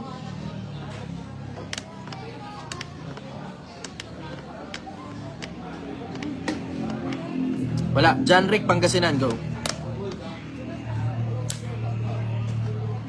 Kajay, Ay. paano mo kukunin ang tiwala ng target customer para tangkilikin ang iyong produkto? Simulan mo muna sa produkto. Kasi kahit anong kuha mo sa tiwala ng tao, target customer mo, pagka bulok yung produkto mo, wala pa rin kwenta yung tiwala na yan. Simulan mo muna sa produkto. Tapos pagkatapos nun, pakikisama. Tapos tsaka papasok ang mga promo, tsaka papasok ang marketing, tsaka papasok ang kung ano-anong iba-iba pang mga paraan. Pero simulan mo muna sa produkto. Kasi dapat, supposed to be, yung produkto mo ang nagsasalita on your behalf. Tingnan mo, pansinin ninyo. Kilala nyo ba may-ari ng Coca-Cola? Sino may-ari ng McDo? Tamo, yung mga produkto na nila ang nagsasalita on their behalf. Pag sobrang panalo talaga ng produkto mo, yun na ngayon yung magsasalita. Hindi mo na halos kailangan magsalita pa. Ang sikreto nasa produkto. Doon mo muna simulan sa produkto. Pag maayos yung produkto, sa mas madalas na pagkakataon ng customer mo mapapabalik-balik na. Tignan mo, pansinin mo. Sige, oo, magagaling yung mga salesman. Oo, napapatawa ng mga salesman yung mga customer. Oo, napapabili, napipiga ang bill, bla bla, etc. Pero kung hindi dahil sa masarap na sinigang, hindi babalik ang customer dito. Bakit babalik? Dahil sikat na vlogger? Putang ina. Hindi sapat yung sikat na vlogger para mapabalik mo ang customer. Ano ka? Hindi sapat ang sikat na vlogger para mapabalik mo ang customer. Nandun mo, dito lang eh. Ayan, may mga customer dito sa gilid-gilid ko. May mga customer dito sa akin. Ayan, kita nyo. Diba? Hindi sapat na hindi sapat na sikat na vlogger lang para mapabalik ang customer. Importante, produkto mo dapat panalo. Willing product talaga. Ako, dalawa winning product ko dito eh. Isang sinigang na baka at saka isang sisling na baka. Parehas masarap yung dalawa eh. Mahirap naman pag ako nagsabi, tanong ko sa inyo, papatanong ko sa inyo. Natikman nyo yung sinigang? Ano man sabi nyo? Solid. Sarap talaga. Favorite yun eh. Favorite to, tinan mo. Yo, sila na nagsasabi. Brother, hello. Sila na nagsasabi. So ngayon, hindi ko na kailangan buhatin pa yung sarili kong bangko. Bala na kayo, gusto nyo, punta na lang kayo rito, tikman nyo. Diba? Ganun lang naman yun eh. Pero una muna, produkto mo muna dapat panalo. Susunod, sales skills mo dapat panalo rin at the same time. Diba? Na hindi ka parang bentang-benta o alam mo yung harabas na harabas ka. Hindi ganun. Pero at the same time, dapat ang ibebenta mo lang talaga sa mga customer mo, yung mga bagay na lapat sa kanila. So dapat alamin mo needs and wants ng customers mo. Yung mga lapat sa kanila, yun ay ibebenta mo. Kasi okay, ayos, nabenta mo, congratulations. Diba? Damit yung binibenta mo. Nabenta mo, oversized na damit. Congratulations, nabili. Pero babalik pa ba yan? Ang pangit nung nabenta mo sa kanya, oversize. Diba? Ayun, ganun yung konsepto. Kuha man, follow up. Dami naman yan. Take out to. Bang, daming take out to. May tanong pa ako kaya. Okay. Paano mo ma-maintain ang customer sa paraan na magiging loyal sila? Ang loyalty nakadepende sa una, nandun tayo ulit sa produkto, balik ulit tayo doon. Pangalawa, approach. Etong mga tao ko rito, magigiliw ito eh. Ang primary target nila, dapat mapatawad nila yung mga customer eh. So dahil natutuwa yung mga customer, plus masarap yung produkto, plus cozy yung lugar. Ito naman itsura ng lugar. Nakikita niyo yung itsura nitong lugar na to eh, diba? Plus. Lahat ng mga kaliit-liitang experience, yun ang dapat importante, experience, yung overall experience. Lahat ng kaliit-liitang experience, dapat walang magaspang, dapat lahat smooth. Gumaspang nila lang unang ko bigla. yung buong transaction dapat smooth lang. Walang gaspang. Kuha mo yan? Okay. Julius Garcia, Nueva Ecija. Last na. Sige, go. Janrek, go. Paano mo sabihin sa mga leaders mo na hindi tulog na pinipert sila sa mga task na dapat nilang gawin? Hindi dapat magkaganon. Hindi dapat nandun sa angulo na kailangan mo pang umabot sa pamimilit. Hindi dapat umabot sa ganun. Kapag halimbawa, leader mo, binabayaran mo dahil empleyado mo yan at kailangan mo pang pilitin, brother, mas maigi pa, tanggalin mo na lang yan. Pag ayaw sumunod, ganun lang naman yun eh. Bakit? Putang ina, dun nga lang sa konseptong hindi sila natatakot at tanggalin mo sila, okay lang sa kanila. Di tanggalin mo na lang diretso. Sa akin diretso, nasa boundary na ng disrespect yan. Walang lugar sa working environment para yung empleyado mo uutusan mo ng bagay na parte naman ng trabaho niya tapos ayaw niyang gawin. Walang lugar sa working environment yan. Kaya mo nga inuutusan yung tao dahil may kailangan kang matapos niyang gawin Tapos utusan mo, ayaw gawin. Ba't mo pa ngayon binabayaran yung tao kung ang gagawin niya lang pala ay mga bagay na gusto niya? Ulul, tanginang yan. Dapat ikaw ang bayaran niya. Papagawa mo sa kanya, ang gagawin niya lang, gusto lang niya, pero yung obligasyon niyang gawin, nakasama sa trabaho niya, ipapagawa mo sa kanya, ayaw niyang gawin, putang inang yan, ikaw pa magbabayad, sinong gago magbabayad sa ganyang klase ng empleyado? Sa ganun ang approach ko dyan, diretsahan lang, Brad, palit tayo ng kalagayan. Palit tayo. Ikaw lumagay sa lagay ko. Ikaw magbayad sa akin, employer kita. Tapos ang sagot ko sa'yo, ayoko. Babayaran mo ako. No, yun. Yeah. Ganun lang kasimple. Ano ang mararamdaman mo kung ang sagot ko sa'yo, ayoko? O, diba? Palitan tayo ng kalagayan. Ikaw magbayad sa akin, tapos ang sagot ko sa'yo, ayoko. Hindi, binabayaran mo ako para gawin ko nga yung gusto mo na parte ng trabaho ko. Anong kaulo na sasabihin mo sa akin, ayaw mo? Hindi, alis ka na lang dito. Hanap ako ng gagawa ng trabaho. Simple. Pero syempre, di mo pwede sabing alis ka na lang dito. Kailangan ayusin mo yung pananalita mo dyan. Kasi syempre, bawal yan under labor code. Dapat alam mo rin at the same time ang labor code. Bawal yun. Bawal mong i-provoke na mag-resign. Bawal mong sabihing mag-resign. Bawal manghingi ka ng, ng resignation letter. Maliban na lang, siya na yung nagsabing magre-resign siya. Ayan, pwede na. Resignation letter, nasaan? Ayun, pwede. Pero yung sabihin mo mag-resign ka na lang, bawal yan under labor code. So alamin mo rin at the same time yung mga batas. Hindi pwedeng gumagawa ka na illegal. Ganon yun. Kuha mo? Opo, kuya. Salamat po ito. Okay, okay. May mga bagong mukha. Pagsilbihan ko nga muna itong mga bagong mukha na to. Kahit medyo mapatagal ng konti. Okay. Ano mo? Okay, sige. Daryl, Bulacan, go.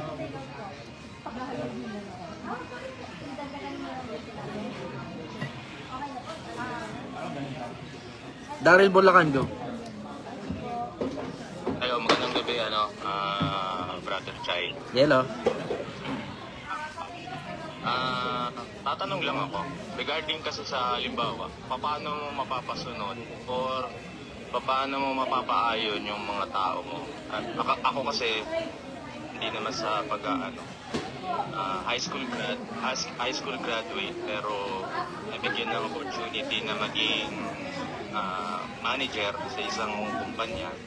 Then syempre, basically, kung titignan sa credentials tsaka sa pinag-aralan, wala akong estado ng mga nakapag-aral ng college. Then yung mga magiging tao ko is nakapagtapos sila ng college. Paano ko sila mapapasunod, or kung halimbawang ikaw yung nasa posisyon ko, paano mo sila mapapasunod sa mga gusto mong gawin, ipagawa sa kanila?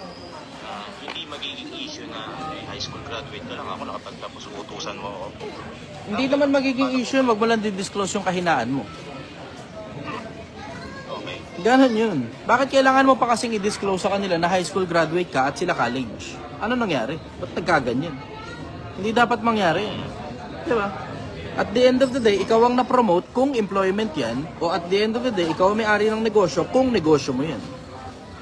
Diba? Ikaw yung nasa posisyon Gamitin mo ngayon yung posisyon mo para sumunod sa'yo tao.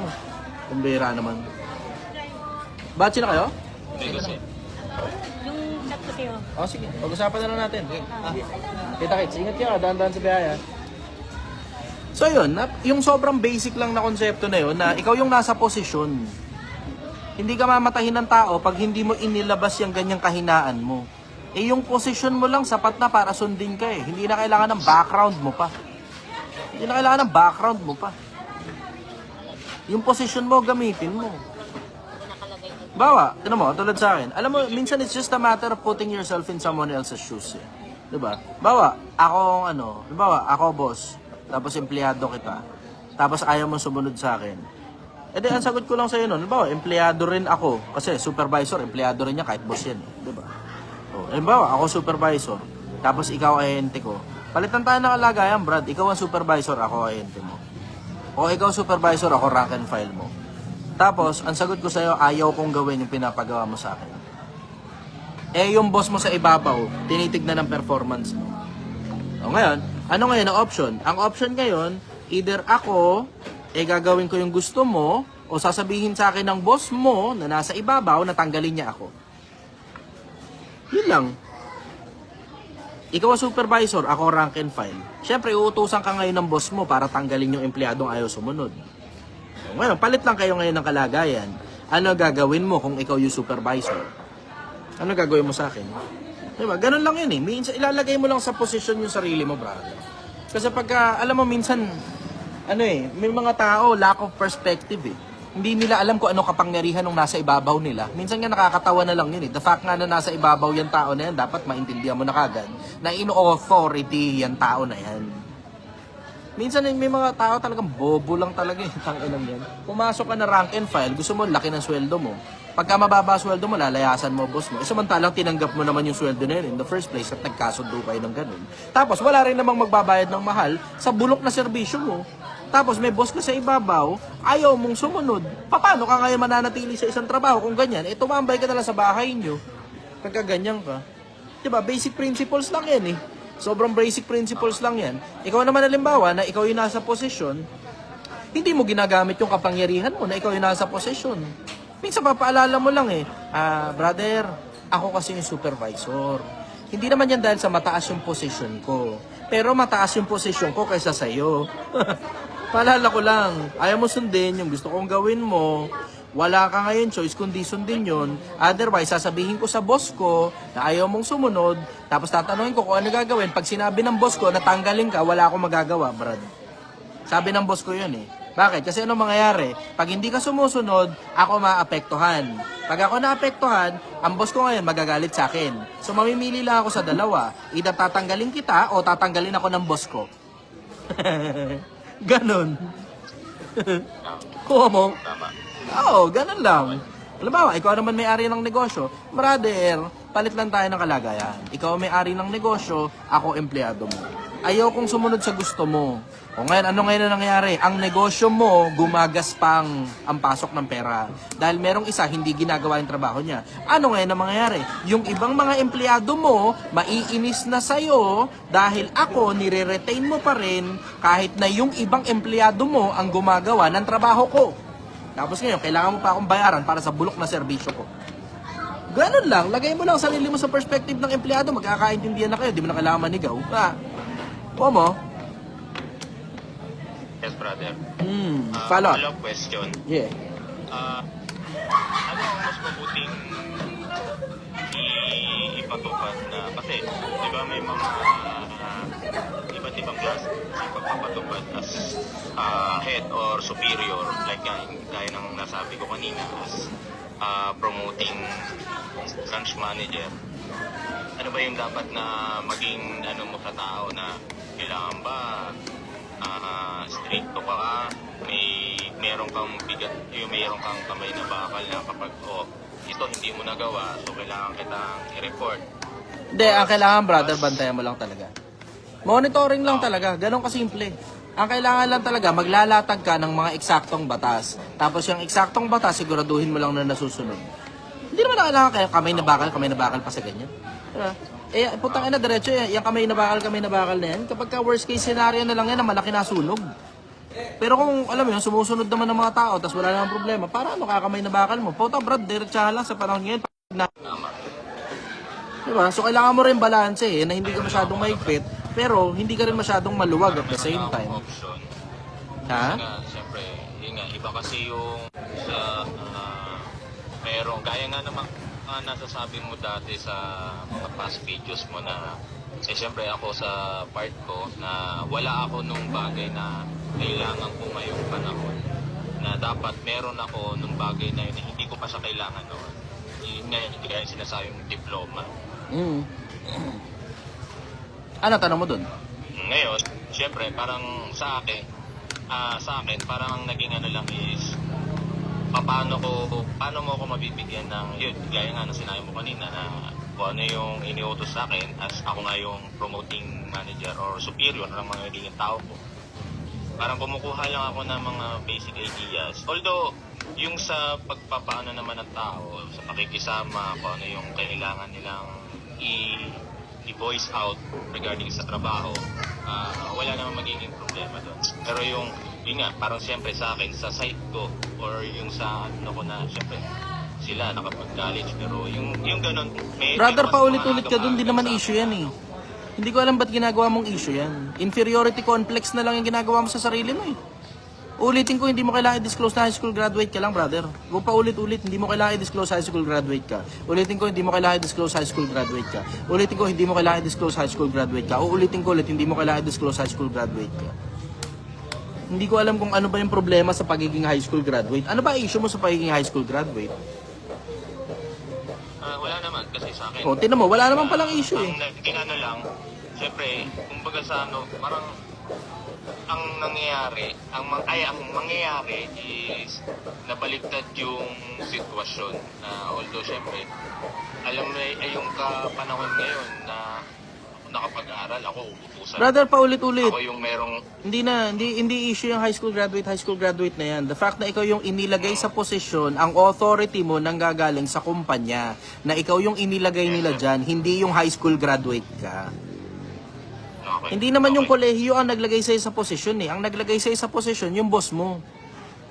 Ganun kasimple. Eh wala eh, ako nilagay dito eh. Wala kayong choice ngayon. Either susunod kayo sa akin o susumbong ko kayo sa boss ko. Tatanong ko kayo sa boss ko, paano ba approach sa inyo? Pag hindi kayo sumunod at sinabi ng boss ko tanggalin kayo, wala akong ngayon magagawa. Hindi ko call yan. Hindi ako may sabi niya, na may sabi niya ang boss ko. Ganun. Sobrang simple. Ang pagkuhanan mo kasi ng authority, hindi yung college graduate, brother. Wala ka nga nun eh. Ang pagkuhanan mo ng authority, kung sino man yung nag-promote sa'yo. Yun ang pagkukuhanan mo ng authority na ipinromote ka ng kumpanya mismo. Kung merong pumapalag doon, welcome naman silang pumunta sa HR para doon na lang sila mag-dispute. Eh di HR ngayon na makipagtalo sa kanila, hindi mo na problema makipagtalo sa mga subordinates mo, brother. Hindi mo problemang makipagtalo sa mga subordinates mo. Problema nila yan, dalhin nila sa HR yung issue nila. Hindi mo na problema yan, brother. May issue sila tungkol sa high school graduate ka, sila college graduate, doon sila pumunta sa HR. Magdala pa sila ng abogado kung trip nila yun. Hindi rin naman sila uubra doon eh. Ganun kasimple. Okay.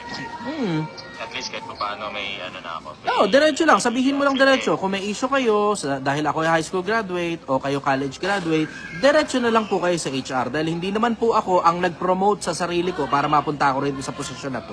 Merong nag-promote sa akin. Kung gusto nyo questionin, punta kayo sa HR. Tapos. Okay. Salamat, brother. Okay. Pala na? Wala na, okay na. Bali, ayun. Support lang ako sa mga adhikain mo sa Pilipinas saka sa mga ginagawa mo sa araw-araw. Suwabe. Okay. Last na siguro to. Diyan na pare. Go. Ang dami nang nakarami na kayo ng last. Hello, Idol. Yeah. Magandang po sa inyo. Go. Ang tanong ko lang po yung tungkol dun sa pika po, tungkol dun sa Bible. Okay. May utos po ba ang Panginoon na dapat magbigay ng tithes na 10%? Meron dati. Panahon ng Israelita, 12 tribo ng Israel yan eh. Yung tribo ni Levi, yun ang inutusan na magbigay, na kumuha ng ikapo. Ngayon, 7:5,12 ng Ebreo, at sa katotohanan, ang mga sa angka ni Levi ay inutusan na kumuha ng ika-10 bahagi sa kanilang mga kapatid. Sa makatuwid bagay sa mga anak ni Israel. So inutusan pala sila. Sino inutusan? Yung angka ni Levi, hindi mga Pilipino. Ang katunayan, ang sabi dun sa 3 Gs ng Balakyas, dalhin ninyo ang buong ika-10 bahagi sa kamalig upang magkaroon ng pagkain sa aking bahay. At subukin ninyo ako ngayon, sabi ng Panginoon ng mga hukbo, kung hindi ko bubuksan ang durungawan ng langit at ibababa sa inyo isang pagpapala na walang sukat kalagyan. 3 Gs ng Malakay, 3:10 Malakay. Bring ye all the tithes into the storehouse, so there may be food in my house, said the Lord of hosts. If I will not open the windows of heaven and pour unto you blessings, that there shall not be enough room to receive it. Nakasulat yan sa Malakyas na isang parte ng lumang tipan. Ang tanong, kanino ba iniutos yang ikapu na yan? Ang sabi dun sa Malakias 4:4, hindi lang kasi inuusog, hindi lang binabasa ng mga pastor eh. Ang sabi, alalahanin nyo rin naman ng mga kautusan ni Moises na aking iniutos sa kanya sa Horeb para sa buong Israel. Para sa buong Israel. Malakias 4:4. Para kanino? Para sa buong Israel. Kasali ba Pilipino? Hindi naman parte ng Israel ang Pilipinas. Basic. Ano ba utos para sa mga Pilipino? 9:7 na ikalawang Korinto. Magbigay ang bawat isa ayon sa pasya ng kanyang puso.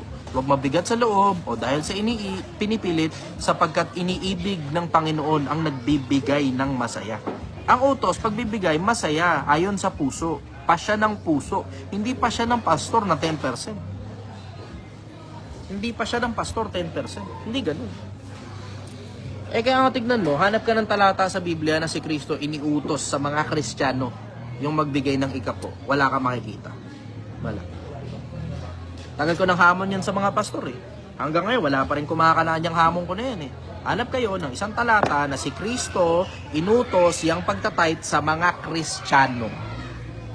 Siyempre gagawin nila, hahanap nyo sila ng talata, tapos yung talata, malabo. Walang nakasulat na tithes, walang nakasulat na ikapo. Hindi ka naparito si Kristo para sirain ang kautusan. Nandito ika siya para tuparin ang kautusan. Yung ginagamit ng mga pastor dyan eh. Wala naman nakasulat na tithes dun eh. Diba? Kung iniutos yan sa panahon ng Kristiyano, sa dinami-dami ng utos sa panahon ng Kristiyano, yung tithes pa nakalimutan. Anak ng patola talaga itong mga tao na to. Anyways, follow up brother. Yung pangalawa ko pong question, Idol, ano po ba yung nababanggit na sinasabi ni Cristo kay Pedro na itatatag ko ang aking iglesia? Ano pong iglesia tinutukoy ito, brother, Idol? Yun yung iglesia na itatatag ni Kristo. Kung ano man yan, maraming pangalan yan. Baka pangalan ang tinatanong mo. Maraming pangalan yan, iba-iba. Isang pangalan yan, yung nasa Roma 16:16, mangagbatian kayo ng banal na halik, binabati kayo ng mga iglesia ni Kristo. Isa pa sa pangalan yan, unang Korinto 1:1, unang Korinto 1:2, si Pablo Apostol ni Kristo Jesus sa kalooban ng Diyos, si Timoteo na ating kapatid sa iglesia ng Diyos na nasa Korinto. Meron ding pangalan yan, yung mga taga-Judea, iglesia sa Judea, mga taga-Samaria, iglesia sa Samaria. Yung 7 iglesyang nangangalat, tinawag na iglesia sa Epeso, iglesia sa ganito, iglesia sa ganyan. Maraming pangalan yan, brother. Pero ultimately, dun yan sa mag-ama. Iglesia ng Kristo at saka iglesia ng tatay niya. Yun ang may-ari niya, silang dalawa eh. Follow up, bro. Yun lang po, brother. Isa po kayong alamat sa kasalukuyan, Idol. Ako po yung Idol yung magbibigay sana ng frame sa inyo. Yung picture frame nyo ng ang maglalakban. Pabalik ako dyan, brother. Hindi na lang tayo nagkatagpo eh kasi natsambahang nalampasan yung lugar nyo kasi nagka-problema rito sa Domsa. Pero kung di nagka-problema rito, malamang naisa-isa ko yung buong Northern Luzon. Ang dami kong na-skip tuloy na lugar. Mula ron sa Ilocos Norte, bumiyahe ako ng parang 15 oras eh. Minsan, dami pa rin stopover. Pero hindi dapat nangyari yung 15 oras na biyahe na yun mula Ilocos Norte papunta ng Isabela. Ang dami kong nalaktawan. Kaso wala naipit kasi sa schedule dahil nagka-problema eh. Pero kung di lang nagka-problema, naisa-isa ko lahat ng lugar sa Northern Luzon bago ako bumalik ng Domsa. Kasi yung plano ko dapat nun, buong Northern Luzon muna, pagdating ng Quezon Province, balik muna ako sa Domsa. Dahil ang lapit lang nito Quezon Province at saka Domsa, 6 na oras lang yan eh. Pero wala, nandun na tayo eh. Tapos na tayo ron. Pero anyways, wala naman ako nakikitang problema kasi iisa-isahin ko pa rin naman yung mga lugar sa Pilipinas para bumuo ng grupo. So, ipapatawag ko, tapos iso-zoom meeting na lang natin. So, sa mga nandito sa live, abangan ninyo yung Zoom meeting ko. Abangan ninyo, magpapatawag ako ng Zoom meeting kada location. Wala pang vlogger na gumagawa nito sa buong Pilipinas eh. Kasi lahat ng Zoom meeting nila, pinababayaran nila. In our case, wala namang bayad. Okay lang naman akong pabayad kasi hanap buhay nila yun eh. Pero ako, ang personal preference ko talaga, wag. Kasi gusto ko lang talaga matuto kapwa-tao ko. Ganun, yun lang gusto ko. Anyways, may mga follow-up questions pa? Maraming salamat po, Idol. Mabuhay ka. Patuloy mo lang po, Idol. God bless sa'yo, Idol. Okay, sige. Maraming salamat. Ayos naman na. Kompleto na tayo rito. Ilan yung pick na attendees natin dito sa Zoom? Mafi, nandiyan ka pa ba? wala na si Mafi. Parang nakita ko umabot ng mahigit. Yung pinak... Ilan? Opo, 62 brother, yung pinakamataas. 62? 62 brother, 62. Ngayon lang yan, 62. There will come a time, lalo na pagka nagpatawag na ako ng Zoom sa buong Pilipinas, puta. Nai-imagine ko na Bicol pa lang, sobrang haba ng Bicol. Nai-imagine ko Bicol, sobrang haba niyan. Ang laki masyado ng Bicol. Isipin mo, mula dulo ng Quezon, kababa, dire-diretso. Hanggang Matnog, Sorsogon, Bicol lahat yan eh. Ang laki ng Bicol, sobra. Tapos, may mga dense na lugar pa. Pangasinan, daming tao dyan sa Pangasinan. Nai-imagine ko na pag nagpatawag ako kada lugar, puta mapupuno tayo, buong Pilipinas yun. Papatawag, tapos Zoom meeting lahat. Aabot ng ano, baka umabot ng 100,000 members itong Project 1M sa loob ng ilang taon. 2 siguro, 3. Aabot ng 100,000 yung members ng Project 1M. Tangina, saya nun. Pero ang gulo din nun, laking sakit ng ulo nun. Pagpatakbo ka ng isang malaking organisasyon na umaabot ng 100,000 ang miyembro, no? Puta, katakot-takot na problema at sakit ng ulo idudulot yan. Pero anyway, andyan naman kayo, tutulungan nyo na lang ako. Tulungan nyo lang ako, wala naman ako hinihinging kahit na sa inyo. Nakapasok kayo rito sa Zoom meeting nang wala kayong binayaran, piso. Tulungan nyo na lang ako pag may sakit ng ulo, kayo na bahalang manapak. Anyways, good evening everybody. Magkita-kita tayo ulit sa susunod na araw. Hindi ko alam kung mailalive ko pa sa susunod na araw, pero mag-abang na lang kayo. Mag-abang na lang kayo sa mga nasa kada lugar ninyo. Abangan ninyo yung mga patawag ko kada lugar. Tapos makibali-balita na lang din kayo at the same time. Basta ilalagay namin yung link ng GC na papasukan ninyo dun sa kada video na gagawin ko. Gagawa ko ng kada video, kada lugar. Tapos lalagay namin yung link dun ng GC para makapasok kayo ron, tapos makalusot din kayo sa Zoom meeting. Sige, magkita-kita tayo ulit sa susunod na araw. Bye everybody, I love you all. Good night.